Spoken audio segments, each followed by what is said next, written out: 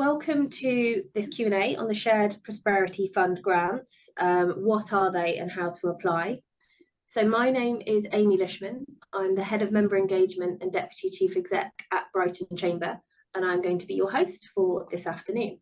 So I'm delighted to welcome Ben Hockman, the Shared Prosperity Fund Project Manager at Brighton and Hove City Council. So Ben is going to share some background about the programme and the grants that can benefit businesses and the eligibility criteria and the application process. So as I mentioned, I'll be asking Ben some prepared questions, all designed to give you the answers that I know a lot of you have been asking about the UK Shared Prosperity Fund. So a very warm welcome to you, Ben. Are you ready to get started? Yes. Lovely. So we've got a fairly big opening question, and Ben's got some slides to share just to talk you through this first question. But what is the Shared Prosperity Fund and what are its intended aims? Right, cool. Well, thank you, Amy. Thank you, Sarah. Thank you, everyone at the Chamber for arranging this, and thanks to everyone for coming along.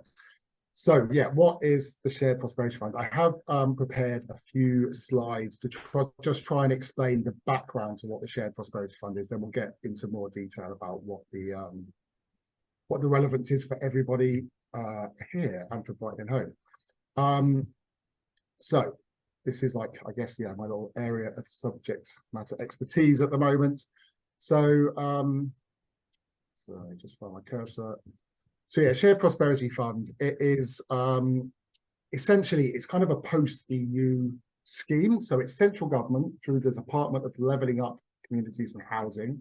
And it's come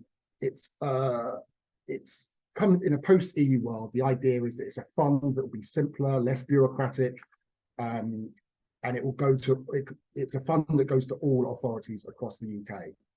So every authority in the UK has been allocated a sum from the Shared Prosperity Fund, and then the intention is that each authority can, I guess, spend that in their own way according to the guidelines and outlines that are set by central government. So it's a 2.6 billion fund across the country. So it, you know, the idea is it's supposed to improve on EU funding by focusing on UK priorities, focusing on local priorities, and giving areas in a say in how they're going to spend it. So yeah, it's all a part of the wider levelling up agenda, which is kind of one of the government's priorities, and kind of the definitions that are used by government to say what levelling up is.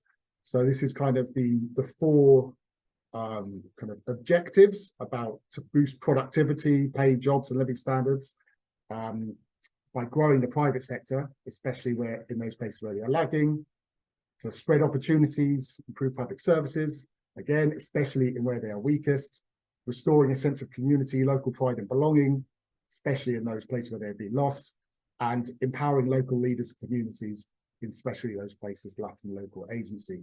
So yeah, it's also that focus on the whole the levelling up thing, and but obviously this applies to all areas. So then the primary goal of the Shared Prosperity Fund, the phrase is to build pride in place and increase life chances across the UK. Now obviously those are quite broad terms, but that's what the stated aims of the fund as a whole are. And then because those themes are so wide, those objectives so wide, it's broken down into three priority areas. So that is communities in place, supporting local business, and people and skills. You know, kind of the focus on what we'll be talking about here is the supporting local business. And I think, you know, so what the kind of the prospectus, so the prospectus that came from central government and how to use this, it's talking about, you know, authorities should consider focusing on specific interventions that will best support local business need. So that's kind of the focus of what this particular part is, but within the fund for Brighton and Hove for other places, there is also the focus on communities in place, people and skills, which is a bit separate, which we'll be doing further events or further communication about in time. So some of the language around Shared Prosperity Fund, it's every authority had to submit an investment plan to government. This was last summer 2022. The prospectus came out in kind of late spring 2022. All authorities had to write an investment plan. Within that, they could select from 41 different interventions, and there's a range of outputs and outcomes that were associated with those interventions that the investment plan would outline how each authority is going to spend its money. So this is kind of the guiding document for how Brighton and Hove is going to do it, and every authority will have their own investment plan that sets out how they're going to allocate or spend the shared prosperity fund money that's being allocated to them. Now in Brighton and Hove, there's a total allocation of just over £2.5 million. This is for the time period from 2022 to 2025. So that ends March 2025. So my job is basically to make sure that we get the money allocated to the relevant projects, like as was set out in the investment plan. Now that is a mix of, so what it says there, total is the total, core is the 1.7 million, which goes to the Shared Prosperity Fund. That's the fund that I'm managing across the different interventions.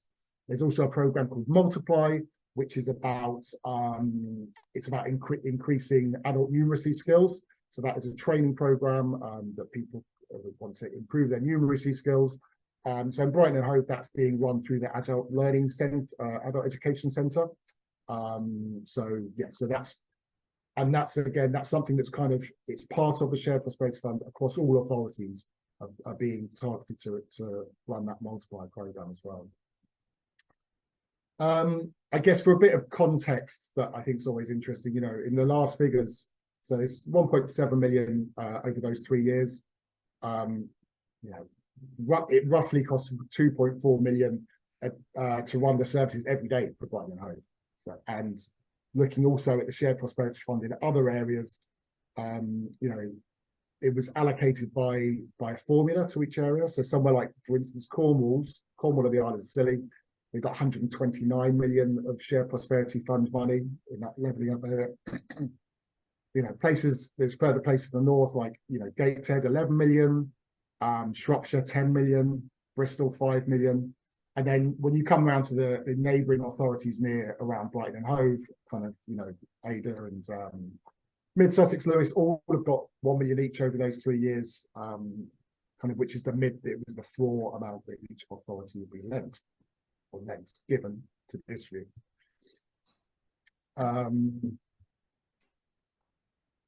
So going to talk a bit more, well, yeah, going to focus in more detail on the business side of things, but to give an idea, Brighton and Hove chose 11 different interventions of how to spend that money. The money was pretty much split equally in thirds between the community in place, local business and people in skills. There is also a kind of a wedge of that comes off the administration costs. So that's the overheads of designing, developing, distributing the money across the council. And then, so out of these different interventions, some could be for like direct provision or ongoing services within the council. There was a focus in our investment plan, in our approach, to make sure that money is available as grants, is available to businesses, to communities. You know, in that, I guess, in that spirit of places deciding how they spend the money, is that we want to develop a number of grant systems.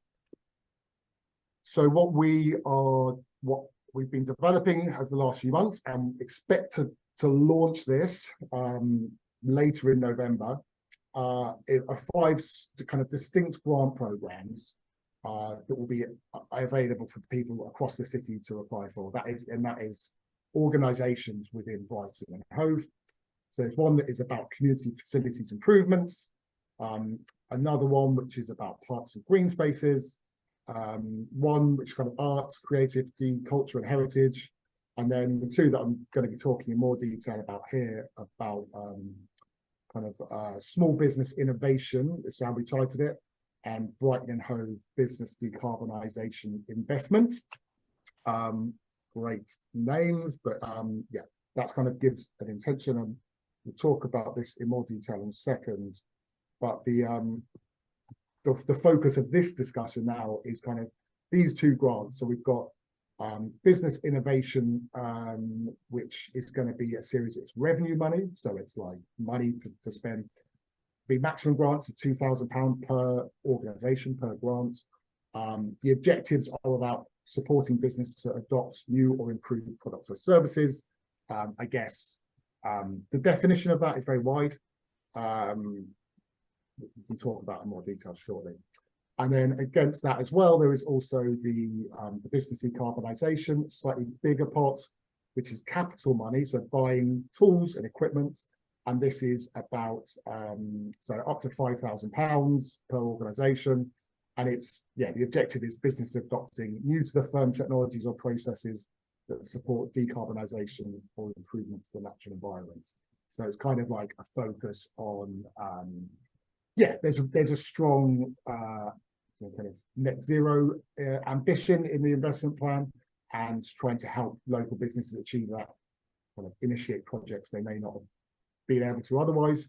But that's kind of an outline from high up nationwide down to where we are, of what kind of outline of what the Shared Prosperity Fund is. I think that answers the question. It's a bit long. Absolutely does, Ben. Thank you very much for sharing those supporting slides, and appreciate that national view in relation to where we're at in Brighton. So moving on to our second question now, what other ways will the Shared Prosperity Fund support local businesses? So yeah, so like the like I said about that, the focus for local business is those two grant schemes. I should know off the top of my head, it's like my exam question, I should know the total amount that's allocated to that. But basically it's about it's kind of like just under 300,000, I think, across all of those grants. So that's the primary focus. There's also one of the interventions that we got, which is about kind of strengthening local entrepreneurial ecosystems. That has been used to help funding the BIPC. So hopefully most people will be aware of the BIPC. So it's the business, I always get this wrong. It's the business An IP centre. Property Centre. An intellectual property centre. Yeah.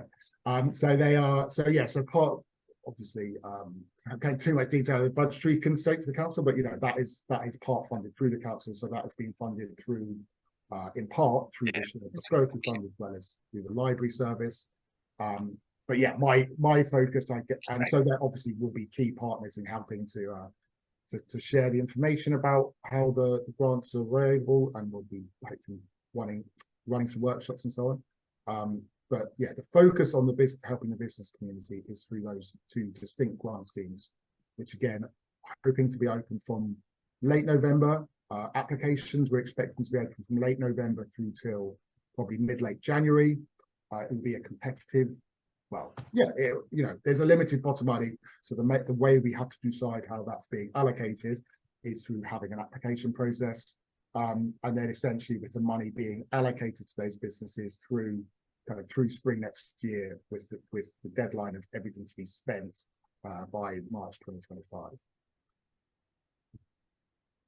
So I guess talking now about what's going to be the process to apply for those grants that are available. You mentioned the window that you're able to apply in.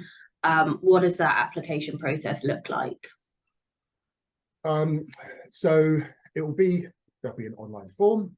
The balance of this of the whole exercise is trying to balance that the simplicity against the bureaucracy. I've just got this image of a seesaw the whole time I'm doing this. You know, we want to make it as simple as straightforward as possible, but also have to provide the oversight. Essentially, it will be answering a number of questions across, you know, who are you? And part of that will be the eligibility is around either the organisation or the project needs to be happening in Brighton Hove for this pot of funding. Needs to be an organisation as such. So, for instance, sole traders or small traders will be eligible, but it needs to be, you know, we need to be able to access, or you would need to be able to share accounts and a bank account that is for that organisation specifically. So yeah, information about who you are, some information about what grant it is you're applying for and how much, then kind of breaking down how you would want to spend the money, what the proposed project is, a bit of a description of what you expect those outcomes to be. And that's kind of referring back to the aims and objectives of Shared Prosperity Fund, as well as there's some ambitions in there, or there's some very explicit requests about trying to link it to other strategies across the city. So, the council published our council plan 23 to 27. So there's clear objectives in that as well. So it's how this grant can help achieve those targets and aims, as well as understanding your objectives. And key things in that in the business area is about the measurement is about increased productivity, but how are we going to measure that in Brighton terms? How can we, ultimately, again, aware of the limitations of the amount of money available, but how can we improve the business ecosystem and support the business ecosystem in Brighton? So if those applications can tell us about that. So then there's also space in those applications about, the kind of the strategic fit, how it fits with council, and also it aims around kind of equality, diversity, inclusion, which, it's probably, I guess, I was going to say it's a stretch goal. It's not. It's something that we want to underpin everything that is happening across Shared Prosperity Fund. Again, this probably links more to the community and place interventions, but making sure that we're achieving those levelling up aims across the thing. So there's space in there towards that. So essentially, there'll be an online form, questions asking around those areas. Once those are all brought in, we will then have an internal assessment process at an officer level, marking against the set criteria. Then a shortlisting process, then a bit of kind of going backwards and forwards with the shortlisted applicants. And then there will be a process of making sure that across the whole set of all of those grants, that there's a kind of fair, equitable share that we're helping achieve all of the aims across everything. And then, like I say, there'll be the expectation, there will be communication throughout what the timelines would be, who has been successful, if people have been unsuccessful, why, and trying to signpost to other opportunities as well. And then, like I mentioned earlier, the intention is that the first grants will be out in kind of early spring next year. And then the way that the money comes from central government for us to distribute, the largest amount of that comes in the next financial year. So once we've got all our ducks in a row and all of those proposed investments set out, then we expect the majority of the money to go out in kind of April, May next year. Thank you, Ben. So I know you've touched on this a little bit in your in that answer, but can we talk a little bit now about eligibility to apply for the fund? So you mentioned about being a Brighton business, and we are getting a few questions through about this, and also I guess in the world of remote working, if you're an online business, what is the specific criteria that you're going to be looking at for eligibility? I get that.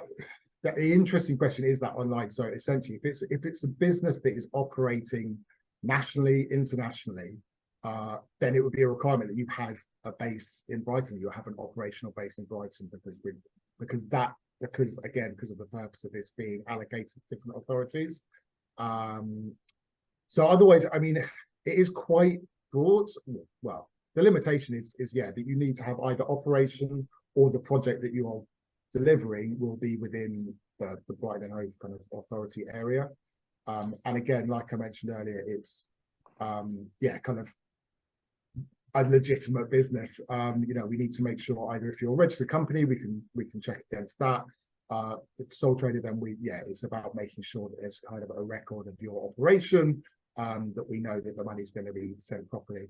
And there's also an obligation in the funds, again, aware that they're relatively limited, but there is an obligation to make sure that you can continue to engage with us about reporting, and that will be at set times. But we've got some outputs and outcomes we need to achieve for the spend of the money. And so there's also some of that is about kind of quantitative metrics, and some of it will be about, you know, being able to hopefully create a platform for, communicating some successes in the Brighton and Hove business. But yeah, the two fundamental things is it's for businesses, for commercial or operations, and they are either based in or have a project running in Brighton Hove. Thanks, Ben. Quick question now about charities. Are they eligible? Yes, you would be eligible. And I guess there is also, that's where we probably talk, well, it depends because of the community in place.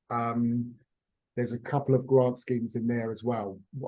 Most of stuff, well, one is about improving community facilities. So again, it's a kind of community facilities. So it's kind of, again, it's capital. So it's about helping improve accessibility, helping get equipment into communities. There's also one about improving green spaces, which will probably be working more in collaboration with City Parks team, but again, that's capital money to make green spaces better. But yeah, but still, charities will be eligible. And in fact, across all 5 of those interventions, there are examples where an organisation, be it a business or a charity or a community organisation, could feasibly make an application to each of the separate grants, as long as they're, you know, they each have their different objectives you need to do. So yeah, so feasibly you could make an application to each of those. Again, aware of the limitation of it is a competitive scheme, the amount of time you spend on that application at the risk of not being successful, and again, how we'll be looking at the allocation of money across all of those grants and across the sum to make sure that we're trying to distribute it as fairly and as possible in the terms of what the Shared Prosperity Fund is trying to achieve. Couple more questions about eligibility Sure. coming through. Some really great questions coming through. Are there any restrictions on industry, how long the company has been running, or the size of the company? I think you've alluded to a few of these, but it'd be good. Yeah. Industry, no limitation. Well, yeah, there's nothing limited in the terms. I think there are, you know, that the first one about kind of business innovation is very broad, and then even kind of the business decarbonisation, that could be for any business with any kind of operation. So there's no limitation on the industry. Sorry, I forgot the other 2 points. It's all right. How long the company has been running? I think you mentioned something about obviously needing to have seen accounts. So yeah, carry on. So we haven't specified the limitation, but there's an expectation that we would be able to see 2 years of accounts. It's also kept loose, but I guess, you know, candidly, a lot of public authorities have been the use of public funds has been distributed at such speed in the last few years that there is, you know, an ambition to make sure that we're making sure the money goes to very legitimate organisations with a track record. There is a balance there about trying to, you know, really support good grassroots organisations. So yeah, but there's not a strict line there, but it would be much easier for us if we've got 2 years of accounts to check. Thank you. And the other one was size of company, but I think you said from sole traders. Is there any limit on? It's limited to SMEs, and obviously aware of the ecosystem of Brighton businesses, that the focus on this, and you know, will be on the smaller end of that scale. I forgot the statistic. It's a huge, you know, it's over 90%, isn't it? Those kind of under 10. Yeah, it's like 96%. I think that are under 10 members of staff. Yeah. So relative to that, we have there's no set metrics. We've limited to SMEs, but even it's probably it's much more the S&M side of that than. Brilliant. Thank you very much. A couple of questions around match funding. Is there any requirement? I know in certain grants recently there's been requirements for the business to match fund. Is that part of this process at all? It's not a requirement. There will be a part of the application form that if you can outline, you know, if you have other sources, because for instance, say you've got a project that you expect will be £20,000, but you're applying for £5,000, and where's that other 15 coming from? What's the security that you'll be able to deliver the project? How will the Shared Prosperity Fund help get that line?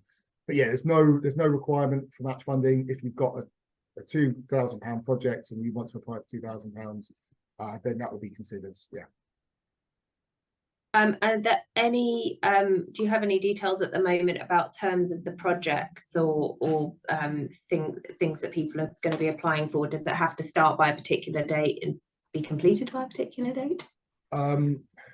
The money, the Shared Prosperity Fund money, has to be spent by and reported back on by the end of the financial year the end of March 25. So there's a kind of, we'll be asking about project dates. So it could be something that has already started and needs money. It could be something that is planned soon. And it could be something that runs beyond that date, but the money from the Shared Prosperity Fund essentially needs to be allocated by it will be allocated by next summer with an expectation that it should be able to be spent then. Might be a bit casual. I don't know if people are familiar with the film Brewster's Millions, but at the end he has to spend all the money to the penny by the date, and that's kind of my job, to make sure that money's spent and that we're starting to see what the outputs and outcomes are of that. In the bigger picture, there's no indication as yet of what may replace Shared Prosperity Fund if it would continue after that date. So the limitation for these grants is those projects need to be able to spend the money allocated to these grants in that time frame. Great, thank you. I've got a couple of questions that I'll come to in a moment that are on examples or ideas for the different grants that you've outlined. Appreciate that might be further down the line, but we can come to those in a second. But I have got a couple of final questions about eligibility that I think will be applying to lots of different people. Let me have a look. If a company is operating in different council districts, can they apply to multiple councils for the Shared Prosperity Fund? I mean, depending on the terms of each authority, how each authority is doing it. So these grant schemes and the application process are specific to Brighton Hove. We've been designing that internally. So the way that different authorities are using their money may be different. So lots of authorities will have kind of had a continuation of a version of what the ERDF was or something else like that. But yeah, if you're working across those places and they have if they have a scheme that you could apply for, then there isn't a restriction against that. I guess there's a question there about if your application in Brighton is relying on another application to be successful, then we'd have to take that risk of into account. But essentially, yeah, it feels a bit insular because of the nature of how that money has been sent to authority by authority, but there isn't particularly a restriction on that, on how that works. We're kind of interested in, again, supporting the big business ecosystem in Brighton Hove. Brilliant. One or two more questions about eligibility, and then we'll move on to the grants and some questions that have come through about that. Are the backgrounds kind of business owners taken into account when looking at distributing the funds? So is there any looking at kind of lower income backgrounds consideration? Obviously very much part of the levelling up kind of agenda. How much is that taken into consideration when distributing those grants? Really good question. It's interesting because obviously it's because of the way we've set the eligibility to be as broad as possible, there isn't a set metric that we're asking, and we're not defining that. I think part of what we've got like a question in there that's very broad about how we're going to help meet the council's objectives around making a fair and equitable city for all. Can't remember the exact terminology. Where we've got that question, I think that is something that we will take into account. And it is a very sensitive and hard question to pose, and it's a hard question to answer because many people wouldn't necessarily consider that would be a thing. But if an applicant or their business comes from or represents a group that needs help leveling up, want a better language, then that is a space to kind of set out what that might be. And yeah, that is a consideration in the overall assessment, but it's not a defined metric that we're looking for But yeah, the ambition of the overall scheme is to try to get to that.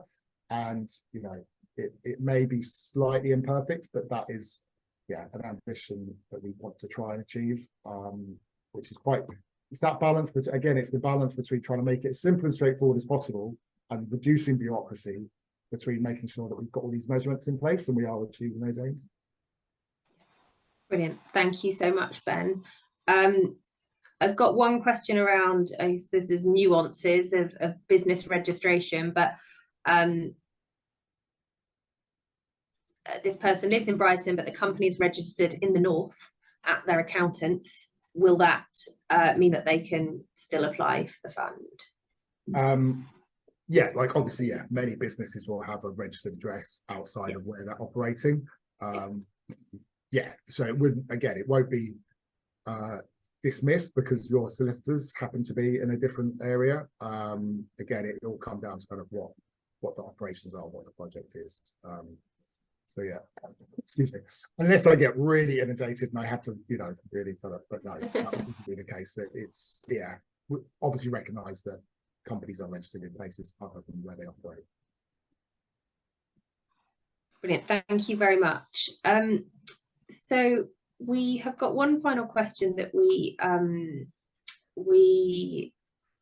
agreed that we would ask, which was what support is available to businesses who want to apply for these grants. Obviously this is the first opportunity that you're having, as well as, you know, everyone else on this call to discuss, but what support is out there. And the next questions I'll ask are around the specific package, the specific grants you have outlined, and see if you have any answers at this stage, but I appreciate you may not. Support is, well, we want to try and engage as much as possible through that application process. I will be entirely available. We'll be trying to run, like I mentioned earlier, trying to run a number of events through the BIPC, working hard to make sure that the explanatory material is as accessible as possible. So hopefully, once that is published alongside the application, that will be, that, you know, that should be quite intuitive. Again, that balance of bureaucracy and simplicity, it may not be for every stage, but essentially we have a dedicated email address that you can send any queries to, and I will be engaging as widely as possible. Again, across those 5 different grants, so will be also the community groups and art groups and local business. I guess it will be a matter of, once we're open, is if we're seeing, you know, a huge demand for particular answers, we'll be updating the website with, you know, any regularly asked questions and things like that. And then if there's demand for specific workshops on particular areas, then yeah, you know, I will be at people's disposal as much as I can. And of course, you know, there are other teams here, economic development, circular economy, and, you know, people such as Chamber, BIPC, other organisations that will collaborate with as much as possible. Absolutely. Yes, I certainly think we will be sending out once the application process is open. You do expect to see some communications from the Chamber to support that, to get that out as widely as possible. As you say, Ben, it's about sharing as wide and as far as we can.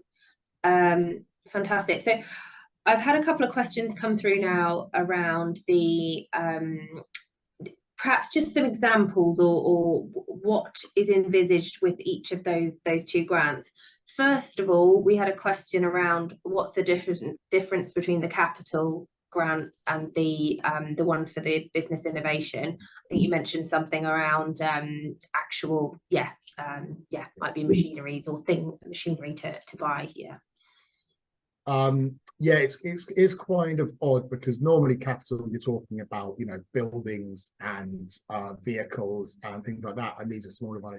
So I think the most straightforward way it is an asset, so it's something that potentially has a thing that has a resale value. So you know, I guess an example that's being used, particularly with this, it's about decarbonisation. So there was the recent scheme that was to help businesses invest in e-cargo bikes. You know, that's very clearly going to have a decarbonisation thing, and it's very clearly a thing that has a potential resale value. I don't know, you know, like, you know, food waste digesters, contributing to a plant that will help with kind of either recycling or repurposing materials. So yeah, that is about things, whereas the revenue could be broader project support. So that could include like the time for you to be able to enact a project, or it may be to spend on someone to upgrade your website, or to the thing on that revenue side. It's about how you may want to define what your innovative new product or service is. That doesn't necessarily, how you interpret that. There's a lot of opportunity. I think I'd say there's as many opportunities in that as there are challenges.